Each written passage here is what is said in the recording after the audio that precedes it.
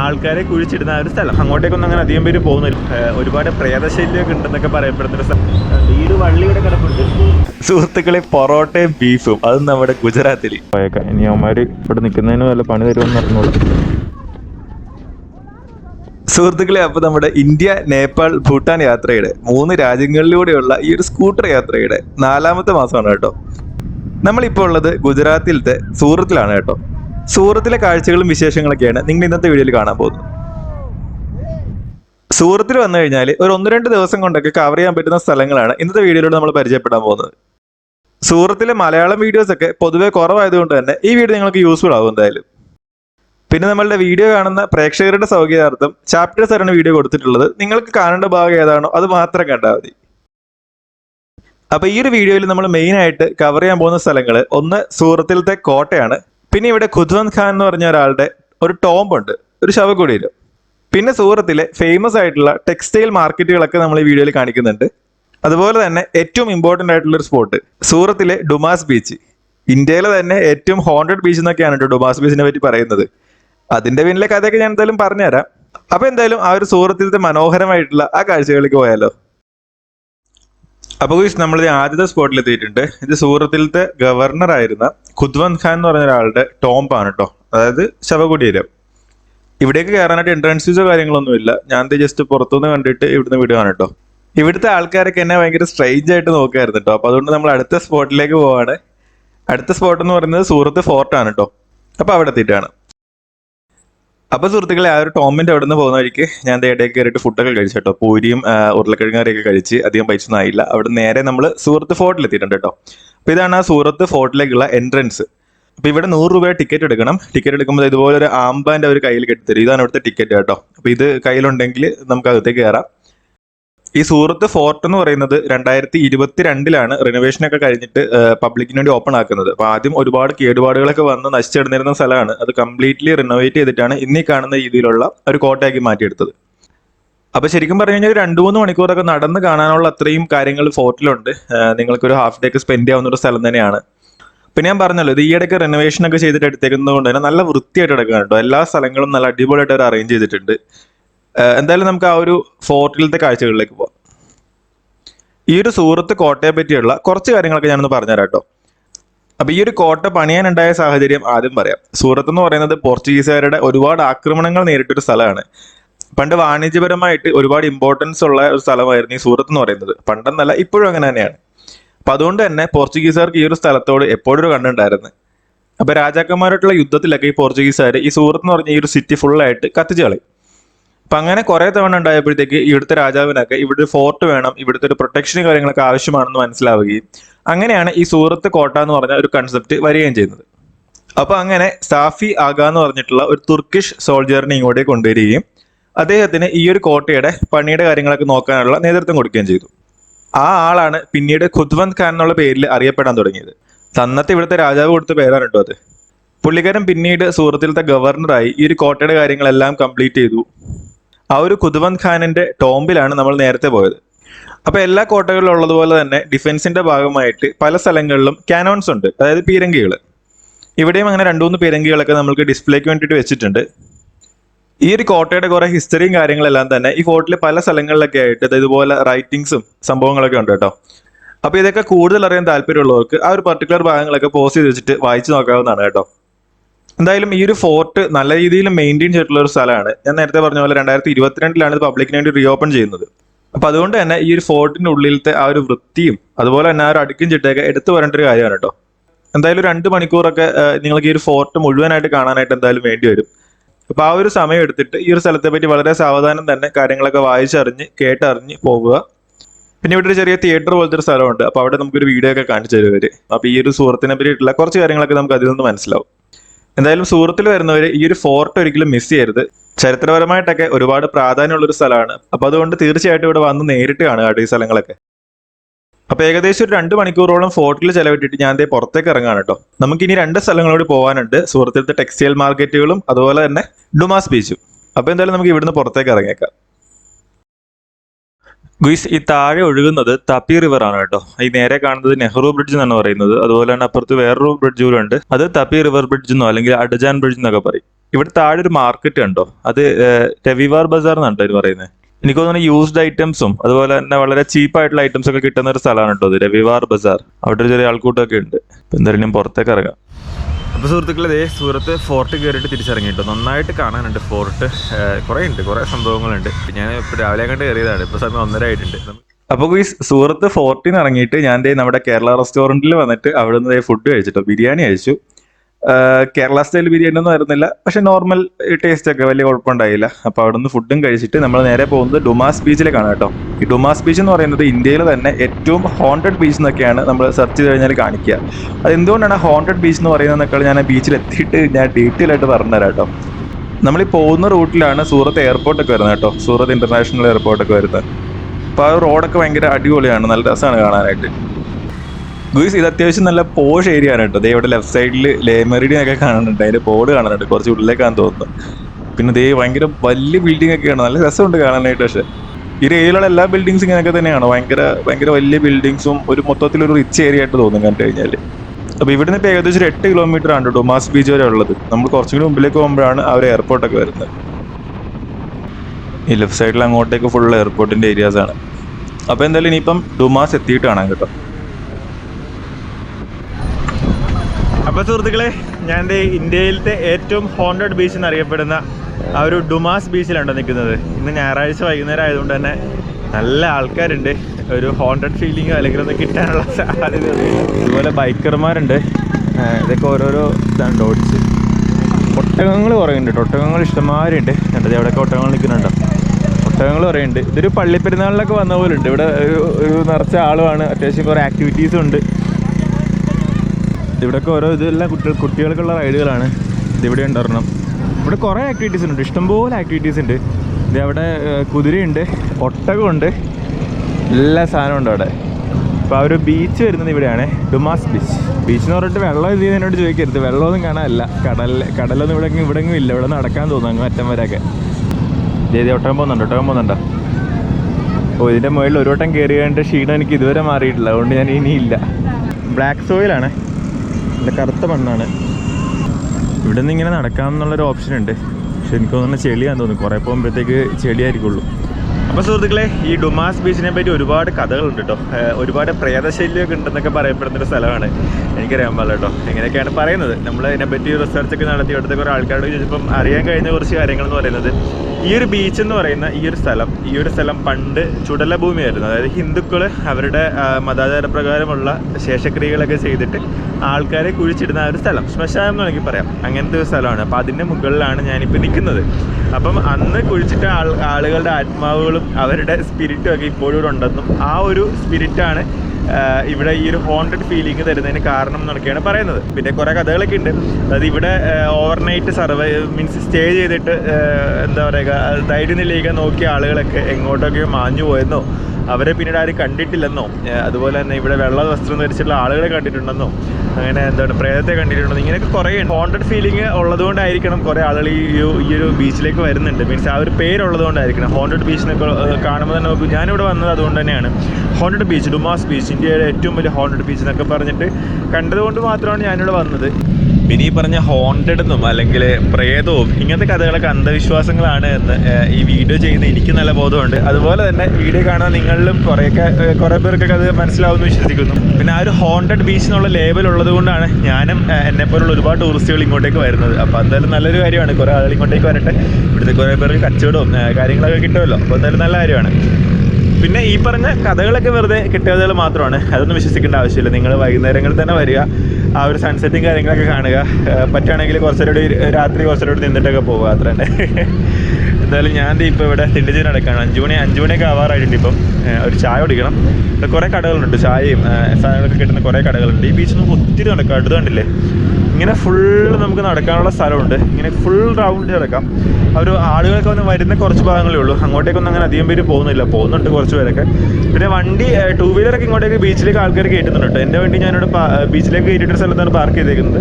പിന്നെ കുറേ ആൾക്കാർ ഈ ചെളിയിൽ കൂടെ ഓടിച്ച് അങ്ങോട്ടേക്ക് പോകുന്നുണ്ട്.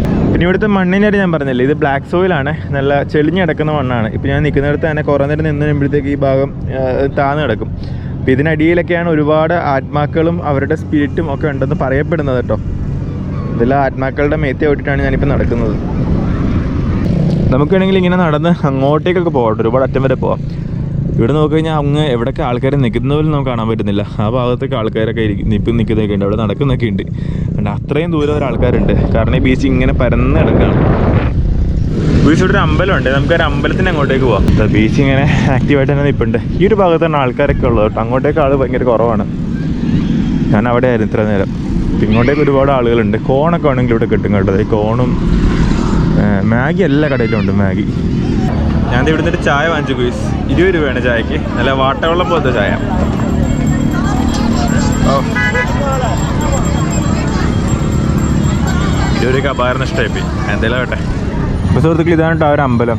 ഗണപതി അമ്പലമാണ് കേട്ടോ. ഞാൻ അകത്തേക്ക് കയറുന്നില്ലേ, ശിവക്ക് വരണം. കയറുന്നില്ല, നമ്മളിത് അങ്ങ് അറ്റത്തേക്ക് കയറുന്നു. അപ്പോൾ ഗോയ്സ് നമുക്ക് വണ്ടി എടുത്തുകൊണ്ട് റൗണ്ട് അടിച്ച് നോക്കിയാലോ. ബീച്ചിലൊക്കെ എല്ലാവരും വണ്ടിയൊക്കെ ഇറക്കുന്നുണ്ട്. നമുക്ക് വണ്ടി എടുത്തുകൊണ്ടൊന്ന് ഫുൾ റൗണ്ട് അടിക്കാം. ഞാൻ ക്യാമറ ഹെൽമെറ്റിൽ മൗണ്ട് ചെയ്തിട്ടൊന്ന് കാണിച്ചു തരാം. അപ്പോൾ ഗോയ്സ് ഞാൻ മൊത്തമായിട്ട് നേരെ ബീച്ചിലേക്ക് ഇറങ്ങാൻ പോവാണ് കേട്ടോ. ഇവിടുന്ന് അങ്ങോട്ടേക്ക് ഇങ്ങനെ വഴി കിടക്കുകയാണ്. അപ്പോൾ എവിടം വരെ പോകാൻ പറ്റുമെന്ന് എനിക്കറിയാൻ പാടില്ല. എന്തായാലും ഇത് കയറി നോക്കാം നമുക്ക്. ഈ ഭാഗത്തൊക്കെ ഒരുപാട് കടകളുണ്ട്. നമ്മൾ ഈ വഴിയാണ് ഇപ്പോൾ നടന്ന് വന്നത്. ഇപ്പം നമുക്ക് എന്തായാലും ഇവിടെങ്ങും നിർത്തണ്ട, നമുക്ക് നേരെ വിടാം. ദൂരെ നിന്നൊക്കെ വണ്ടികൾ വരുന്നുണ്ട്. ഇവിടെ കുറച്ച് ഭാഗത്തൊക്കെ കടകളും മനുഷ്യരും എല്ലാം ഉണ്ട്. ഇത് കഴിഞ്ഞ് അങ്ങോട്ടേക്ക് പോയി കഴിഞ്ഞാൽ പിന്നെ ഇത് രണ്ടും ഉണ്ടാവില്ല. എന്തായാലും ആ ഒരു ഹോണ്ടഡ് ഫീൽ എന്താണെന്ന് നമുക്കൊന്ന് റൈഡ് ചെയ്ത് നോക്കാം. ണ്ട് ഇവിടം വരെ ഉള്ള കടകൾ, ലാസ്റ്റ് കട കഴിഞ്ഞു. ഇനിയിപ്പോൾ അങ്ങോട്ടേക്ക് കടകളും ഇല്ല, മനുഷ്യരും ഇല്ല. വാവ്, കണ്ണെത്താത്ത ദൂരത്തോളം ഇങ്ങനെ കിടക്കുകയാണല്ലോ. കൊള്ളാല്ലേ. ഈ ലഡാക്കിലത്തെ ഒക്കെ റോഡുകൾ പോലെ ഉണ്ടല്ലേ. ചുറ്റും നോക്കുമ്പോൾ എല്ലാം ഒരേപോലെ ഇരിക്കണം. ഇവിടെ അങ്ങനെ റോഡുകളൊന്നും ഇല്ല. ഞാൻ ഈ വണ്ടി പോയ പാടുകളൊക്കെ ഉണ്ടല്ലോ, അത് നോക്കിയിട്ട് അങ്ങ് പോവാണ്. നമുക്ക് എന്തായാലും ഒരു വെള്ളത്തിന്റെ സൈഡിലേക്ക് പോവാം കേട്ടോ. വെള്ളമൊക്കെ അത് ആ സൈഡിലാണ്. ഇവിടുത്തെ ലോക്കൽ സൈഡിലെ ആളുകൾ നമ്മളോടൊരു കാര്യം പറഞ്ഞായിരുന്നു കേട്ടോ. അത് എന്താണെന്ന് വെച്ച് കഴിഞ്ഞാൽ ഇവിടുത്തെ ഈ ഒരു ഹോണ്ടഡ് ഫീലിന്റെ ഒരു റിയൽ ആയിട്ടുള്ള ഒരു കാരണം എന്താണെന്ന് അറിയോ? അതെന്ന് പറയുന്നത് ഇവിടുത്തെ ടൈഡുകളുടെ ഒരു കാര്യമാണ് കേട്ടോ. അതായത് ഈ ബീച്ചിൽ വന്നിട്ട് നമ്മളങ്ങനെ അധികം വെള്ളമൊന്നും കണ്ടിട്ടില്ല. കാരണം ഇതിപ്പോൾ ലോ ടൈഡ് സമയമാണ്. വെള്ളം മൊത്തം കടലിലാണ്, കടൽ വലിച്ചേക്കാണ്. അപ്പോൾ ഇതെല്ലാം കൂടി രാത്രി ആകുമ്പോഴത്തേക്ക് തിരിച്ച് ഇങ്ങോട്ടേക്ക് വരും. അപ്പോൾ ഇവിടെ ഇപ്പം വെള്ളമില്ലല്ലോ. അപ്പോൾ അതുകൊണ്ട് തന്നെ ഇവിടെ ആൾക്കാരൊക്കെ ചിലപ്പോൾ ഇവിടെ കിടന്ന് ഉറങ്ങുമോ അല്ലെങ്കിൽ ഇവിടെ നിന്ന് ഇരിക്കുകയൊക്കെ ചെയ്യും. അപ്പോൾ രാത്രി വെള്ളം വരുന്നത് ഇവർക്ക് അറിയാൻ പറ്റത്തില്ല. അപ്പം അങ്ങനെയാണ് അപകടങ്ങളൊക്കെ കൂടുതലും ഉണ്ടായേക്കുന്നത്. അപ്പം അങ്ങനെ അപകടങ്ങൾ ഉണ്ടാവുന്നത് കൊണ്ടാണ് ഇവിടെ ഈ ഒരു ഹോണ്ടഡ് ഫീൽ ഉണ്ടെന്നൊക്കെ പറഞ്ഞിട്ട് ഇവിടുത്തെ ലോക്കൽ സൈഡിലെ ആൾക്കാരും അതിനെ പ്രൊമോട്ട് ചെയ്യും. കാരണം ആളുകൾ ഇവിടെ രാത്രി വരാതിരിക്കാൻ വേണ്ടിയിട്ടാണ്. കാരണം രാത്രി വെള്ളം ഹൈറ്റൈഡ് വന്നിട്ട് വെള്ളം ഇങ്ങോട്ടേക്ക് കയറുകയും അത് ആൾക്കാർക്ക് ഭയങ്കര റിസ്ക് ആണത്. അപ്പോൾ അതുകൊണ്ടൊക്കെയാണ് നൈറ്റ് ഇവിടെ ഇരിക്കരുത്, നൈറ്റ് ഇവിടെ ഒന്ന് കിടന്ന് ഉറങ്ങരുത് എന്നൊക്കെ പറയുന്നത്. എന്തായാലും നമ്മളിതേ മുത്തിനെയും കൊണ്ട് ഇതേ ബീച്ചിന്റെ നല്ലൊരു വ്യൂ കിട്ടുന്ന സ്ഥലത്ത് നിർത്തിയിട്ടുണ്ട്. ഞാനെന്തായാലും ഇവിടെ നിന്നിട്ട് കുറച്ച് വീഡിയോസൊക്കെ എടുക്കട്ടെ. ഞാൻ താഴെ ട്രൈപോഡിൽ ക്യാമറ ഒക്കെ സെറ്റ് ചെയ്ത് വെച്ചിട്ടുണ്ട് കേട്ടോ. എന്നിട്ട് ഞാൻ നല്ല കലക്കൻ്റെ ഷോട്ട് 2-3 എടുത്തിട്ടുണ്ട്. നല്ല 2-3 ഫോട്ടോസും കിട്ടിയിട്ടുണ്ട് കേട്ടോ. എന്തായാലും എനിക്ക് ഭയങ്കര സാറ്റിസ്ഫാക്ഷൻ കിട്ടിയ 2-3 ഷോട്ടുകൾ കിട്ടി. എന്തായാലും ഭയങ്കര സന്തോഷം. ഞാനും നമ്മുടെ പാർട്ട്ണറും കൂടി. അപ്പോൾ ഗോയ്സ് ഞാൻ ഡുമാസ് ബീച്ചിൽ തെണ്ടി തിരിഞ്ഞ് നടക്കായിരുന്നു. അപ്പോൾ ഇവിടെ നമ്മൾ 2 ബ്രോസിനെ പരിചയപ്പെട്ടിട്ടുണ്ട്. ഹായ്. Hello guys. आपका नाम क्या है ब्रो? मेरा नाम विपुल है. विपुल है और मेरा नाम आकाश है. ആകാശ്. അപ്പം ഇവർ രണ്ടുപേരും ഇവിടെ ഫോട്ടോസും കാര്യങ്ങളൊക്കെ എടുത്തിരിക്കുകയായിരുന്നു. എനിക്ക് ഫോട്ടോ ഒക്കെ എടുക്കാനായിട്ട്, എൻ്റെ മുത്തിൻ്റെയും കൂടി ഫോട്ടോ ഒക്കെ എടുക്കാനായിട്ട് ഹെൽപ്പ് ചെയ്തു കേട്ടോ. Thank you so much bro. And will meet again. Bye. അപ്പോൾ സുഹൃത്തുക്കളെ, ഇതേ ഡുമാസ് ബീച്ചിൽ ഞാൻ കഴിഞ്ഞ ഒരു 3-4 മണിക്കൂറായിട്ട് ഇരിക്കുകയാണ്. ഇപ്പോഴാണ് കറക്റ്റ് പക്ക സോളോ വൈബ് ഇട്ടേക്കുന്നത് കേട്ടോ. ഞാനും എൻ്റെ മുത്തും മാത്രമേ ഉള്ളൂ. ഇതേ നമ്മളിപ്പോൾ നിൽക്കുന്നത് ആ ഡുമാസ് ബീച്ചിൽ ഇങ്ങനെ അറ്റമാണ് കേട്ടോ. ഞാൻ വണ്ടിയും കൊണ്ട് ഇങ്ങനെ അറ്റം വരെ കയറി കുറേ അകത്തേക്ക് വന്നിട്ടുണ്ട്. അപ്പോൾ ഇവിടെ നിൽക്കുകയാണ്. കഴിഞ്ഞ് കുറേ നേരിട്ട് ഇരിക്കുകയാണ്. നല്ല അടിപൊളി സൺസെറ്റൊക്കെ കണ്ട് ഇപ്പോൾ ഇരുട്ടായി തുടങ്ങുന്നുണ്ട്. ആൾക്കാരൊന്നും ഇല്ല കേട്ടോ, എല്ലാവരും പോയി. എനിക്ക് അറിഞ്ഞൂടാ ഈ പറഞ്ഞ ഹോണ്ടഡ് ഇതിൻ്റെ കൊണ്ടാണോ അതോ അവിടെ ഒരു മറ്റേ അലാം അടിക്കുന്നുണ്ട്. അവർ മറ്റേ പോലീസുകാരടക്കം വന്നിട്ടുണ്ട്. എനിക്ക് തോന്നുന്നു അവരെല്ലാവരും പറഞ്ഞു വിടുകയാണെന്ന് എനിക്ക് തോന്നുന്നു. ഇപ്പോൾ ഗുയിസ് അലാറം നിൽക്കുന്നില്ല. ഞാനും ഇവിടെ നിന്ന് പോയേക്കാം. ഇനി അവന്മാർ ഇവിടെ നിൽക്കുന്നതിന് വല്ല പണി തരുമെന്ന് അറിഞ്ഞോളൂ. അതുകൊണ്ട് തിരിച്ചു പോകാണ് സുഹൃത്തുക്കളെ. ഒറ്റ മനുഷ്യരില്ല കേട്ടോ ഈ ഏരിയയിൽ. അപ്പോൾ ഗുയിസ് ഡുമാസ് ബീച്ചിൽ മണിക്കൂറുകളോളം ചിലവിട്ടിട്ട് നമ്മൾ ഇവിടെ നിന്ന് ഇറങ്ങാൻ കേട്ടോ. നല്ല അടിപൊളി ബീച്ചാണ് കേട്ടോ. ഈ പറഞ്ഞ ഹോണ്ടഡ് ഫീലിങ്ങും കാര്യങ്ങളൊന്നും ഇല്ല. നിങ്ങൾ ധൈര്യമായിട്ടും ആകട്ടോ, നല്ല നൈസ് ബീച്ചാണ്. പിന്നെ ഇവിടെ ഈ ഒരു ടൈഡിൻ്റെ ഇഷ്യൂ എന്ന് പറയുന്നത് ഒരു ഇഷ്യൂ തന്നെയാണ്. ഇവിടെയൊക്കെ കിടന്ന് ഉറങ്ങുകയൊക്കെ ചെയ്യുകയാണെങ്കിൽ രാത്രി വെള്ളം നമ്മൾ അറിയത്തില്ല. അപ്പോൾ അതുകൊണ്ടാണ് രാത്രി ഇവിടെ ആളുകൾ സ്റ്റേ ചെയ്യലെന്നൊക്കെ പറയുന്നത്. അപ്പോൾ അതൊന്നും ശ്രദ്ധിച്ചാൽ മാത്രം മതി, അല്ലാതെ ഇവിടെ വന്നു കഴിഞ്ഞാൽ പ്രശ്നമൊന്നുമില്ല, നല്ല അടിപൊളിയാണ്. പിന്നെ കുറേ ആക്ടിവിറ്റീസ് ഉണ്ട് ചെയ്യാനായിട്ട്, ഇഷ്ടംപോലെ ആക്ടിവിറ്റീസ് ചെയ്യാനുണ്ട്. പിന്നെ ബീച്ച് മൊത്തത്തിലൊരു വൈബാണ്. പിന്നെ ഒത്തിരി വലിയ ബീച്ചാണ്, കുറേ ഭാഗം ഇങ്ങനെ കിടക്കുകയാണ്. അപ്പം അതുകൊണ്ട് തന്നെ എത്ര തിരക്കുണ്ടെങ്കിലും നമുക്ക് ആ ഒരു തിരക്ക് ഫീൽ ചെയ്യത്തില്ല. അപ്പം അതുകൊണ്ടൊക്കെ ആയിരിക്കും ആൾക്കാർ ആ ഒരു ഹോണ്ടഡ് എന്നൊക്കെ പറയുന്നത് ചിലപ്പം. അപ്പം എന്തായാലും അലാം അടിച്ചുകൊണ്ടിരിക്കുകയാണ്. അപ്പം അതുകൊണ്ട് തന്നെ ബീച്ചിൽ നിന്ന്, അതായത് ഈ വെള്ളത്തിൻ്റെ ഭാഗത്തൊക്കെ ഇരിക്കുന്ന ആൾക്കാരൊക്കെ തിരിച്ചു കയറാനുള്ള അലാമാണെന്നാണ് എനിക്കിപ്പോൾ മനസ്സിലാവുന്നത് കേട്ടോ. എന്തായാലും നമുക്കിവിടുന്ന് തിരിച്ച് നമ്മുടെ റൂമിലേക്ക് പോവാം.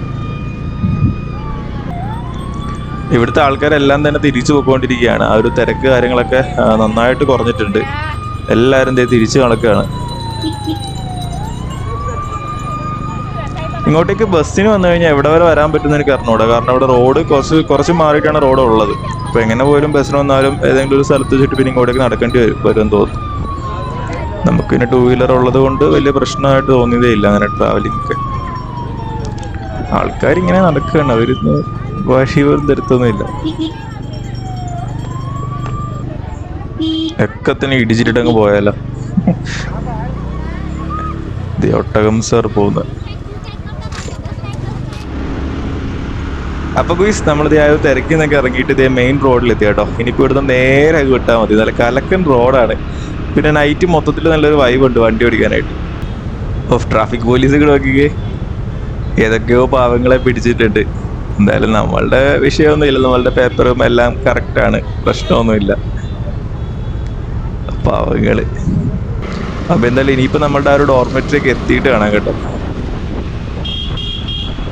അപ്പോൾ ഗുയ്സ് ഒരു പണി കിട്ടിയിട്ടുണ്ട്. മുത്ത് പെട്ടെന്നൊരു ഒച്ചയും പെട്ടെന്നൊരു ഒച്ച കേട്ട് മുത്ത് ഓഫായി പോയി. അവൻ ഓഫായി കിടക്കാണ്. ഞാൻ ഇവനെ കൊണ്ട് വേറെ വർക്ക്ഷോപ്പിൽ കൊണ്ടുപോട്ടെ. വീട് വള്ളി ഇവിടെ കിടപ്പുണ്ട്, വേറൊന്നും നോക്കിയിട്ട് കാണാനില്ല. എന്തോ ഒരു പ്രോബ്ലം ഉണ്ട്. ഞാൻ ഇവിടെ വല്ല വർക്ക്ഷോപ്പ് ഉണ്ടോ നോക്കട്ടെ. ഒരു വല്ലാത്തൊരു സ്ഥലത്താണ് നിൽക്കുന്നത്. അപ്പോൾ സുഹൃത്തുക്കളെ, ഇതേ ഒരു വർക്ക്ഷോപ്പ് കണ്ടുപിടിച്ചിട്ടുണ്ട് കേട്ടോ.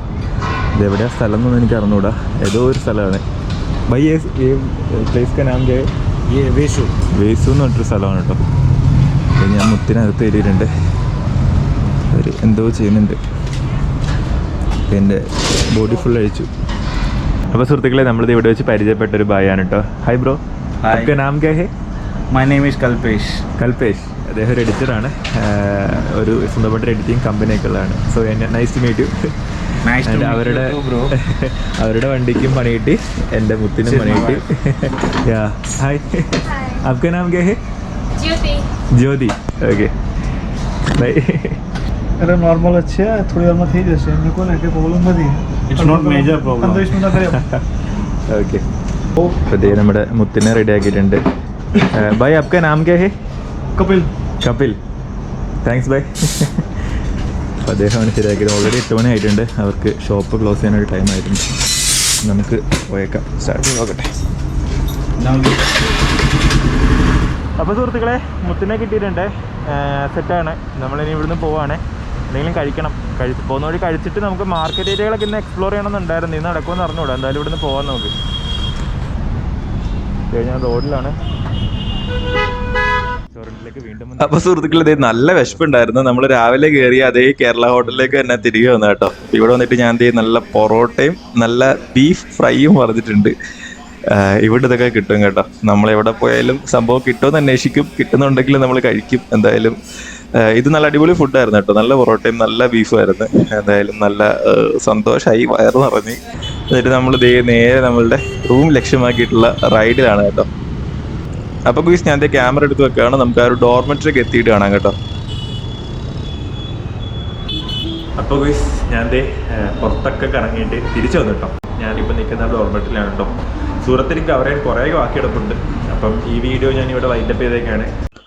അപ്പോൾ ഗുയ്സ്, സൂറത്തിലെ ടെക്സ്റ്റൈൽ മാർക്കറ്റിലത്തെ കാഴ്ചകളൊക്കെ ഞാൻ അടുത്ത വീഡിയോയിൽ കാണിക്കാം കേട്ടോ. ഇവിടുത്തെ തുണിത്തരങ്ങളും ഇവിടുത്തെ സാരികളും ഒക്കെ ഭയങ്കര ഫേമസ് ആണ്. പുറത്തുനിന്നൊക്കെ ഒരുപാട് ആളുകൾ ഇത് വാങ്ങിക്കാൻ വേണ്ടി വരാറുണ്ട്. ഹോൾസെയിൽ ആയിട്ടും റീറ്റെയിൽ ആയിട്ടൊക്കെ എടുക്കാനായിട്ട് വരാറുണ്ട്. അപ്പം അങ്ങനത്തെ ഒരുപാട് ഷോപ്സ് ഇവിടെ ഉണ്ട് കേട്ടോ. അപ്പൊ ആ ഒരു ടെക്സ്റ്റൈൽ മാർക്കറ്റിന്റെ വിശേഷങ്ങളെല്ലാം അടുത്ത വീട്ടിൽ ഞാൻ പറയാം. അതുപോലെ തന്നെ റോഡ് സൈഡിലേക്ക് ഇട്ടിട്ട് ഡയമണ്ട് വിൽക്കുന്നത് നിങ്ങൾ കണ്ടിട്ടുണ്ടോ? കേൾക്കുമ്പോൾ തള്ളാണെന്നൊക്കെ തോന്നുന്നുണ്ടല്ലേ? സത്യം പറഞ്ഞാൽ ഞാനും അങ്ങനെ തന്നെയാണ് ഇത് ആദ്യം വിചാരിച്ചത്. പക്ഷെ ശരിക്കും റോഡ് സൈഡിലിട്ടാണ് ഒരു ഡയമണ്ട് വെക്കുന്നത്. ഇവിടുത്തെ ഡയമണ്ട് മാർക്കറ്റ് ആണ്. സൂറത്ത് എന്ന് പറയുന്നത് ഡയമണ്ട് സിറ്റി എന്നാണ് അറിയപ്പെടുന്നത്. അപ്പൊ ആ ഒരു ഡയമണ്ട് സിറ്റിയിലത്തെ ഡയമണ്ട് മാർക്കറ്റുകളിലെ കാഴ്ചകളും അതും അടുത്ത വീഡിയോയിൽ ഉണ്ടായിരിക്കും. അപ്പൊ അടുത്ത വീഡിയോയിൽ കാണാം. എല്ലാവട്ടും പറയുന്ന പോലെ എല്ലാവരും ഹാപ്പി ആയിട്ടിരിക്കുക, സേഫ് ആയിട്ടിരിക്കുക. അപ്പോൾ ഓക്കെ, ബൈ.